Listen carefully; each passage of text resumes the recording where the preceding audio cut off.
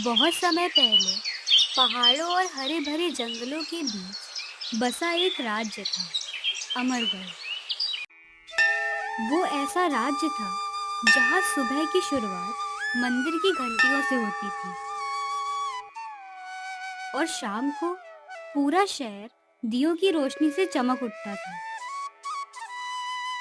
लोग अक्सर कहते थे, अगर कहीं स्वर्ग है तो शायद वो अमरगढ़ ही है।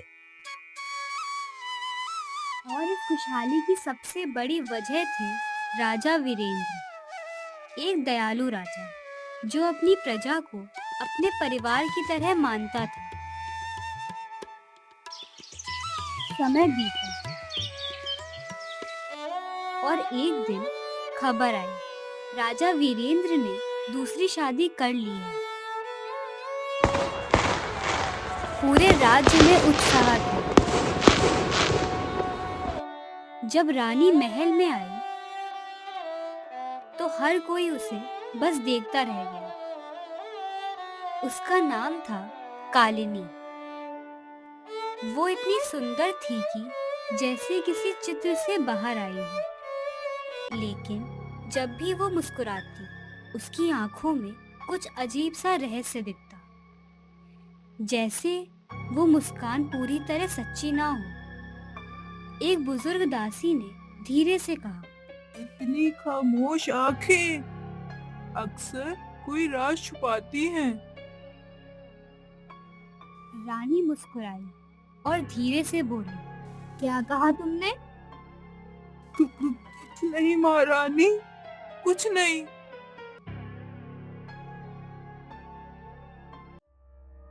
शुरुआत में सब ठीक था।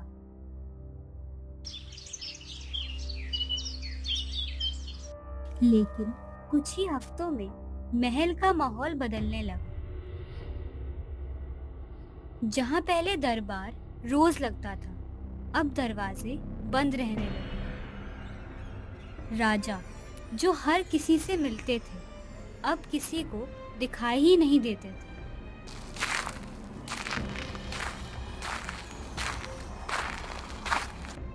एक दिन मंत्री ने हिम्मत करके पूछा, महाराज, प्रजा आपसे मिलना चाहती है।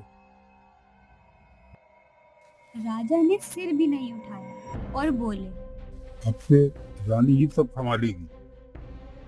मंत्री हैरान। पर महाराज, मैंने कहा ना, रानी। उनकी आवाज में वो गर्माहट नहीं थी जो पहले हुआ करती थी। कुछ ही दिनों बाद पूरे राज्य में एक ऐलान हुआ, राजा गंभीर रूप से बीमार हैं और अब राज्य की सारी जिम्मेदारी रानी कालिनी संभालेंगी। लोगों ने पहले तो भरोसा किया, लेकिन धीरे धीरे डर फैलने लगा। अचानक कैसे बीमार पड़ गए? मुझे तो कुछ ठीक नहीं लग रहा। चुप रहो, दीवारों के भी कान होते हैं। डर धीरे धीरे लोगों की आवाज छीन रहा था, लेकिन हर कोई हमेशा चुप नहीं रह पाता। तभी भीड़ में से एक आदमी गुस्से में चिल्लाया, ये रानी झूठ बोल रही है। एक पल के लिए पूरा माहौल बिल्कुल शांत हो गया। रानी सिर्फ मुस्कुराई और अगले दिन वो आदमी कहीं नहीं मिल रहा था।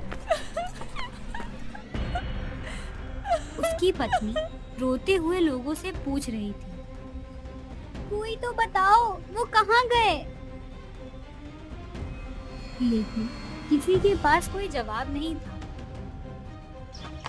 उस दिन के बाद लोगों के सवाल पूछना बंद हुआ, क्योंकि सबको पता चल गया, जो भी रानी के फैसलों पर सवाल उठाता, वो अगले दिन गायब हो जाता। महल के पीछे एक पुरानी ऊंची दीवार थी, जिसके बारे में बच्चों को बचपन से सिखाया जाता था। उधर मत जाना, वहाँ सिर्फ मौत है। धीरे धीरे उस दीवार का नाम ही डर बन गया। कोई उसके पास भी नहीं जाता था। लेकिन कभी कभी रात के सन्नाटे में उस तरफ से एक हल्की सी खुशबू आती थी, अजीब लेकिन खींचने वाली। उसी राज्य में रहती थी गौरी। वो बाकी लोगों जैसी नहीं थी, जहाँ लोग डरकर चुप हो जाते थे। वहाँ गौरी सवाल पूछती थी। एक दिन उसने अपनी दोस्त से कहा, तुझे नहीं लगता कि कुछ गड़बड़ है? गौरी, पागल मत बन, ये बातें जानलेवा हो सकती हैं। सच जानना अगर पागलपन है तो मैं पागल ही सही। एक रात जब पूरा गांव सो चुका था, गौरी को वही खुशबू फिर महसूस हुई। इस बार वो पहले से ज्यादा तेज थी, जैसे कोई उसे बुला रहा हो। वो धीरे धीरे उस दीवार तक पहुंची। दिल जोर से धड़क रहा था। जाऊं या वापस लौट जाऊं? वो एक पल को रुकी, फिर खुद से बोली, अब यहाँ तक आ ही गई हूँ तो पीछे मुड़ने का कोई मतलब नहीं। उसने हाथ बढ़ाया और जैसे ही दीवार को छुआ, दीवार धीरे धीरे खुलने लगी।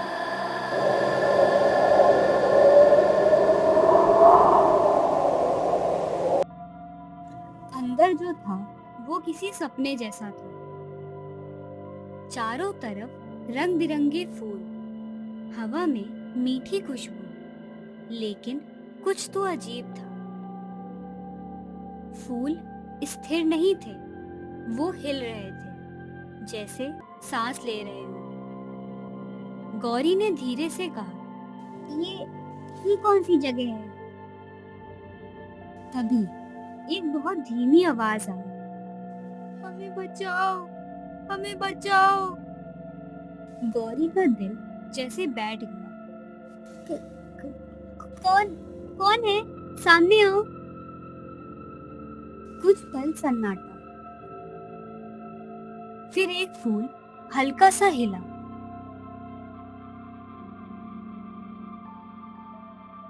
हम इंसान हैं।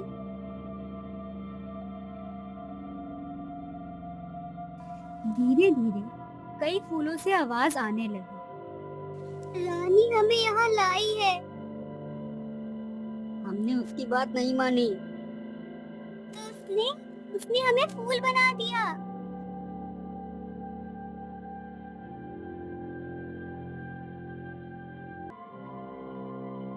गौरी की आंखों में आंसू आ गए। ये कैसे हो सकता है? अभी एक बूढ़ी आवाज आई, अगर हमें बचाना है तो असली राजा को ढूंढो। अब गौरी को समझ आ चुका था, सच महल के अंदर छुपा है। रात के अंधेरे में वो महल में घुसी। हर कदम संभल कर, हर आवाज पर रुकते हुए। आखिर उसे एक गुप्त रास्ता मिल ही गया। नीचे उतरते ही जंजीरों की आवाज आई। कौन है?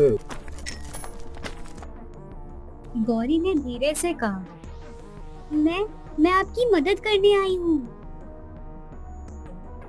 अंधेरे में एक आदमी जंजीरों से जकड़ा हुआ था, कमजोर, लेकिन आंखों में अभी भी उम्मीद थी। वो थे असली राजा वीरेंद्र। उन्होंने मुश्किल से कहा, वो रानी नहीं है, एक चुड़ैल है। उसकी ताकत एक काले फूल में छिपी है। उसे तोड़ते ही उसका जादू खत्म हो जाएगा।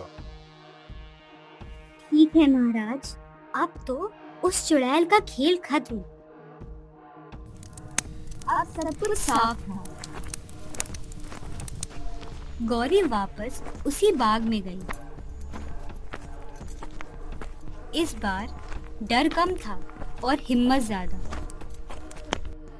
बाग के बीच में एक काला फूल था, बाकी सबसे अलग, जैसे अंधेरा खुद उसमें बसता हो। जैसे ही उसने हाथ बढ़ाया, अचानक हवा भारी हो गई और चुड़ैल सामने आ गई। तू यहाँ तक आ गई, बहुत हिम्मत है तुझ में। और गुस्सा भी।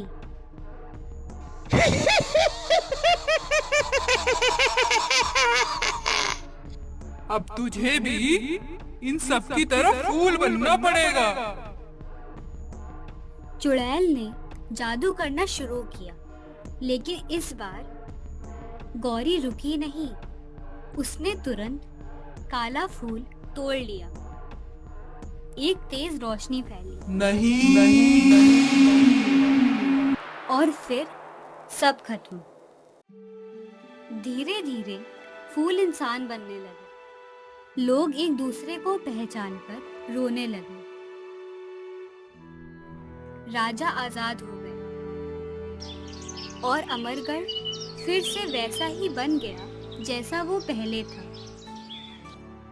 सच हमेशा सामने नहीं होता, कभी कभी उसे ढूंढना पड़ता है।